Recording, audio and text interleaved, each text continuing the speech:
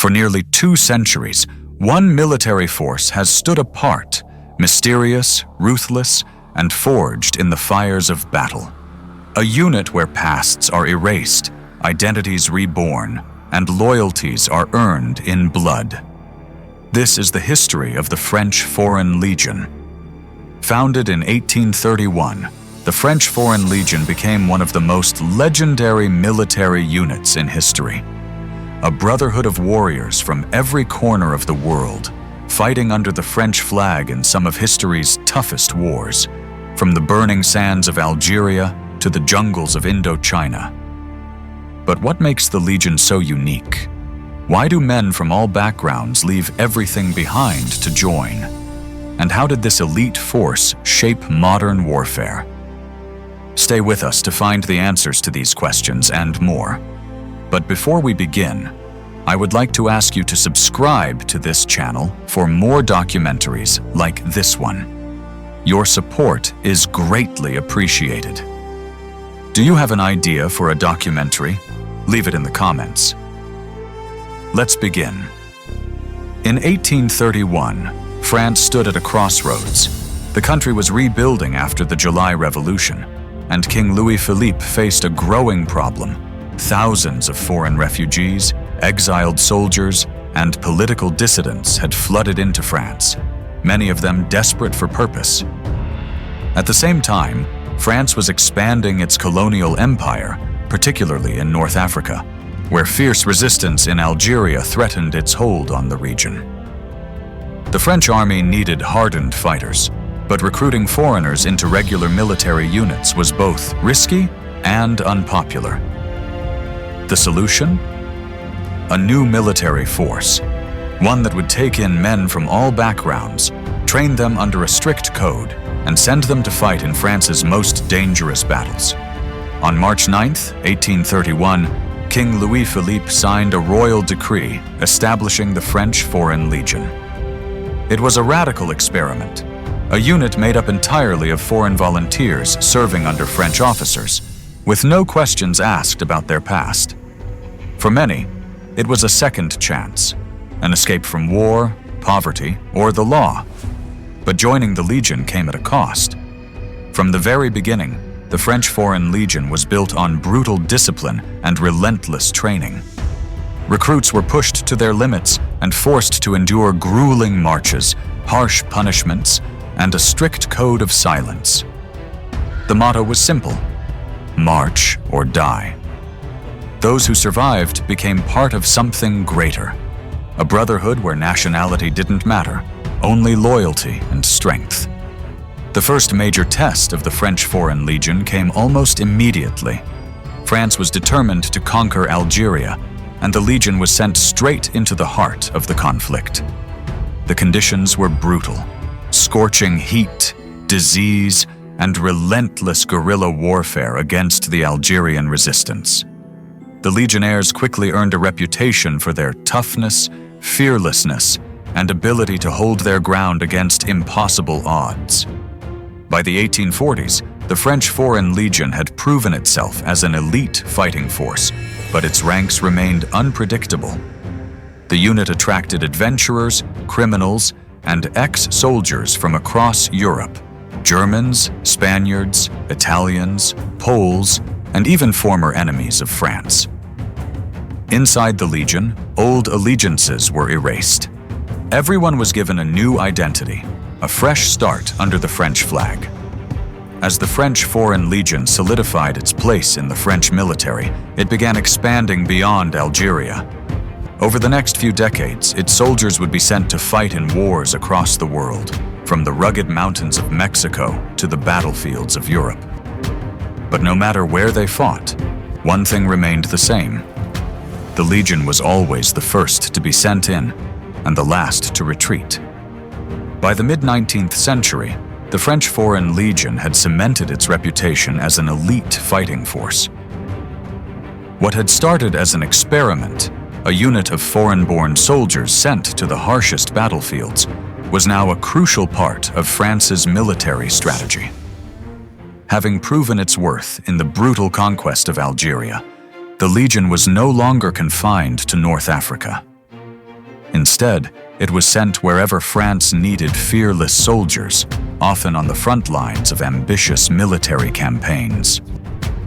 In 1853, war erupted between the Russian Empire and a coalition of France, Britain, and the Ottoman Empire. The French Foreign Legion, already battle-hardened from North African campaigns, was deployed to fight in the Crimean War. Legionnaires endured freezing temperatures and relentless assaults, distinguishing themselves in the brutal siege of Sevastopol. This marked the first time the Legion fought in Europe, proving it was more than just a colonial force.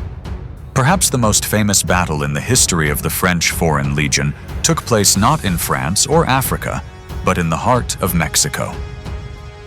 In 1863, Emperor Napoleon III sent French forces to support a puppet regime in Mexico, and the Legion was among them. The campaign was grueling. Disease, unfamiliar terrain, and relentless enemy attacks made survival a daily struggle. It was during this conflict that the Battle of Cameroon cemented the French Foreign Legion's legend. On April 30th, 1863, a small detachment of 65 Legionnaires, led by Captain Jean d'Anjou, was tasked with escorting supplies. Along the way, they were ambushed by over 2,000 Mexican troops. Rather than surrender, the Legionnaires made their stand at a small hacienda, fighting until they were completely out of ammunition. Only a handful survived, and when the last 3 men were left standing, they fixed bayonets and charged. The stunned Mexican forces, in awe of their bravery, allowed the survivors to surrender with full military honors. Cameroon became the French Foreign Legion's most sacred battle, symbolizing its core values: discipline, sacrifice, and fighting to the last man. To this day, Legionnaires commemorate April 30th as Cameroon Day, the most important day on the Legion's calendar. Just a few years after its triumph in Mexico, the French Foreign Legion faced one of France's darkest moments: the Franco-Russian War. Unlike previous conflicts, this war was not fought in distant colonies, but on French soil. The well-organized Prussian army overwhelmed France, and the Legion, though fiercely loyal, could do little to stop the crushing defeat. For the first time in its history, the French Foreign Legion was forced into a defensive role, protecting France itself rather than expanding its empire. The defeat led to a temporary restructuring of the Legion, but it was far from the end. In the decades that followed, the French Foreign Legion would grow stronger, taking part in new conflicts across North Africa and beyond. When World War I broke out in 1914, France found itself in a desperate fight for survival against the German Empire. The French Foreign Legion, known for its colonial campaigns, was now called upon to fight in the blood-soaked trenches of Europe. Thousands of foreign volunteers rushed to enlist, eager to defend France. Many of them Americans, Italians, and Russians who wanted to join the fight before their own countries entered the war. The French Foreign Legion fought in some of the war's deadliest battles, including the Battle of Verdun and the Somme, suffering devastating losses. But through the mud, gas attacks, and relentless artillery bombardments, the Legionnaires fought with the same discipline and ferocity that had defined them for decades. By the end of the war, they had earned a reputation as one of the fiercest units in the French military. The outbreak of World War II in 1939 brought one of the most complicated and painful chapters in the history of the French Foreign Legion. When France fell to Nazi Germany in 1940, the country was split.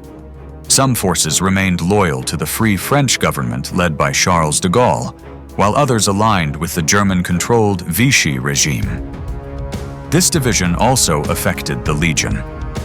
Some Legionnaires continued to fight under Free France, participating in campaigns across North Africa, Italy, and even the liberation of France itself. Others, stationed in French colonies, found themselves trapped under Vichy rule, forced into uneasy alliances. Despite this internal struggle, the Legion proved its loyalty to France once again, playing a key role in the liberation efforts and reclaiming its honor by the war's end. As soon as World War II ended, another war erupted, this time in Southeast Asia. France sought to reclaim its colony of French Indochina, but Vietnamese nationalist forces led by Ho Chi Minh had other plans.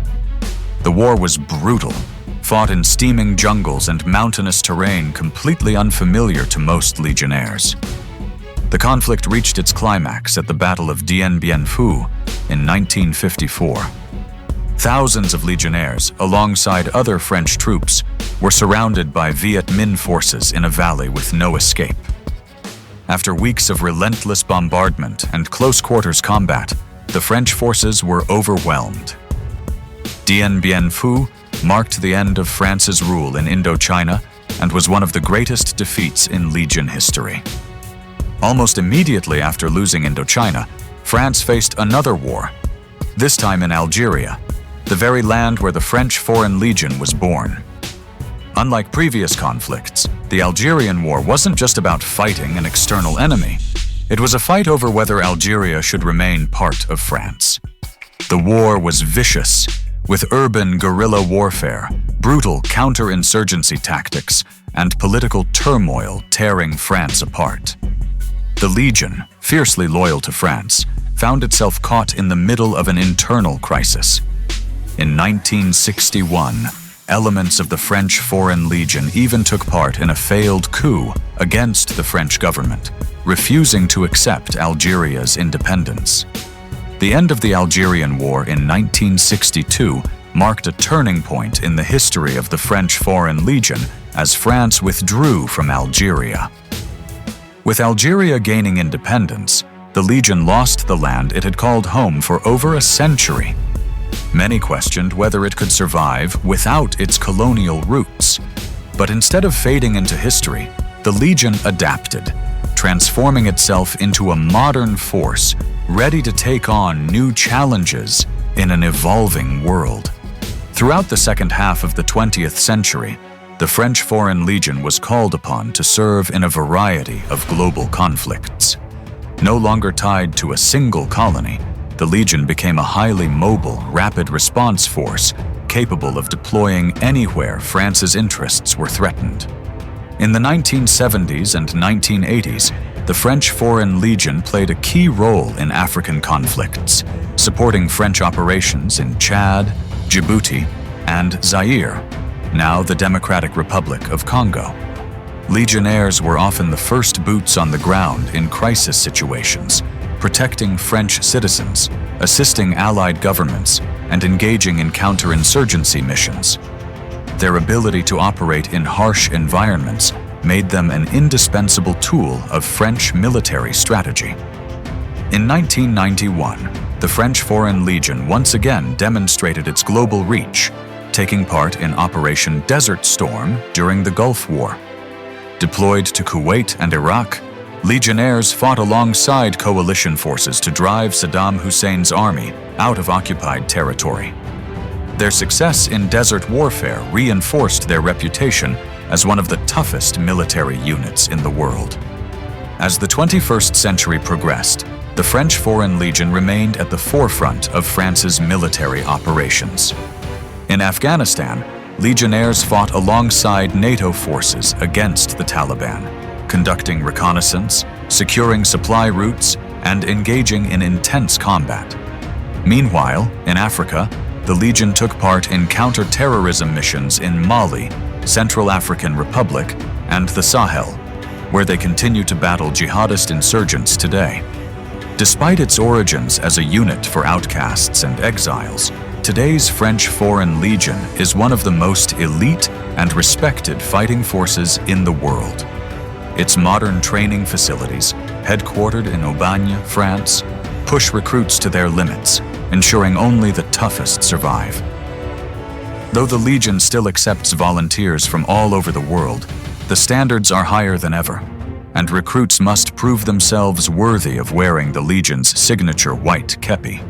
With over 9,000 soldiers from 140 different nationalities, the French Foreign Legion remains a unique brotherhood where men from vastly different backgrounds serve under a single flag. Whether deployed in combat zones, peacekeeping missions, or humanitarian operations, Legionnaires continue to live by their historic motto, Legio Patria Nostra, the Legion is our homeland. For nearly 2 centuries, the French Foreign Legion has stood as a symbol of resilience, sacrifice, and unbreakable brotherhood.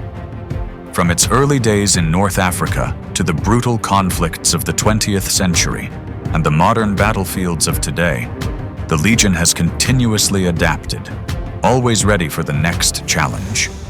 It has fought in some of history's most grueling wars, proving time and again that it is not just a military unit, but a way of life. What sets the French Foreign Legion apart isn't just its combat record, it's the unique individuals who make up its ranks. Men from every corner of the globe were drawn together by a single purpose, to fight for France, no matter the cost. The French Foreign Legion's legacy is one of honor, loyalty, and endurance. It has outlived empires, survived world wars, and evolved into one of the most feared and respected military forces in history. Today, its reputation remains intact, a force that thrives in the harshest conditions, bound by a code of duty and brotherhood.